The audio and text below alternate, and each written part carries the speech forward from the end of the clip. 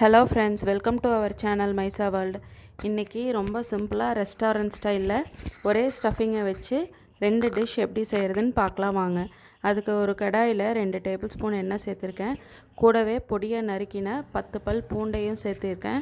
பூண்டை நல்லா வதங்கினதுக்கப்புறமா மீடியம் சைஸ் பெரிய வெங்காயம் 2 நீல வாக்கில் கட் பண்ணி எடுத்து அதையும் சேர்த்துக்கலாம். வெங்காயம் நல்லா கண்ணாடி பதம் வர வரைக்கும் வதக்கிக்கோங்க.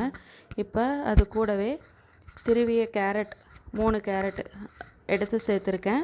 கூடவே 2 கேப்சிகம் அதையும் சன்னமாக நீளமாக கட் பண்ணி எடுத்திருக்கேன். கூடவே 1 கப் கேபேஜ் அதையும் நூடுல்ஸ் போல் சன்னமாக கட் பண்ணி எடுத்துக்கோங்க. இப்போ எல்லா வெஜிடபிள்ஸையும் தேவையான அளவு உப்பு சேர்த்து நல்லா வதக்கி விட்டுக்கோங்க. வெஜிடபிள்ஸ் எல்லாமே 40 to 50% நல்லா வதங்கிருச்சு. இப்போ 1 டேபிள் ஸ்பூன் சீரகத்தூள், 1.5 டேபிள் ஸ்பூன் குருமிளகுத்தூள் சேர்த்து நல்லா வதக்கி விட்டுக்கோங்க. அடுத்தது 2 table spoon soya sauce, 2 table spoon chilli sauce, red chilli sauce, 2 table spoon green chilli sauce, 2 table spoon tomato sauce சேர்த்து மறுபடியும் எல்லாத்தையும் 4லிருந்து 5 நிமிஷம் நல்லா வதக்கி எடுத்துக்கோங்க.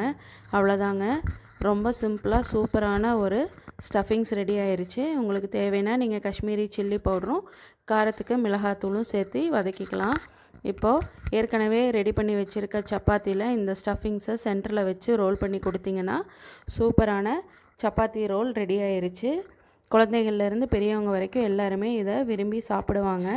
இப்போ அடுத்தது அதே ஸ்டஃபிங்ஸை வச்சு சப்பாத்தி நூடுல்ஸு எப்படி செய்கிறதுன்னு பார்க்கலாம் வாங்க. அதுக்கு ஏற்கனவே ரெடி பண்ணி வச்சுருக்க சப்பாத்தியை 3லிருந்து 4 சப்பாத்தியை இது போல் ரோல் பண்ணி நூடுல்ஸ் மாதிரி கட் பண்ணி எடுத்துக்கலாம். நீங்கள் நைஃப் வச்சும் கட் பண்ணிக்கலாம், இல்லைனா சிசர்ஸ் வச்சு ஈஸியாக கட் பண்ணி எடுத்துக்கலாம். இப்போ எல்லா சப்பாத்தியும் இந்த மாதிரி நான் நூடுல்ஸ் போல் கட் பண்ணி எடுத்துட்டேன். இப்போ ஒரு கடாயில் 2 டேபிள் ஸ்பூன் எண்ணெய் சேர்த்துக்கலாம். கூடவே நறுக்கி வச்சுருக்க எல்லா சப்பாத்தியும் இது கூட சேர்த்து 3லிருந்து 4 நிமிஷம் நல்லா வதக்கி விட்டுக்கோங்க. சப்பாத்தி நல்லா வதங்கிருச்சு. இப்போ ஆல்ரெடி ரெடி பண்ணி வச்சுருக்க ஸ்டஃபிங்ஸை இது கூட சேர்த்து நல்லா வதக்கி விட்டுக்கோங்க. தேவையான அளவு ஸ்டஃபிங்ஸ் ஆட் பண்ணிக்கோங்க.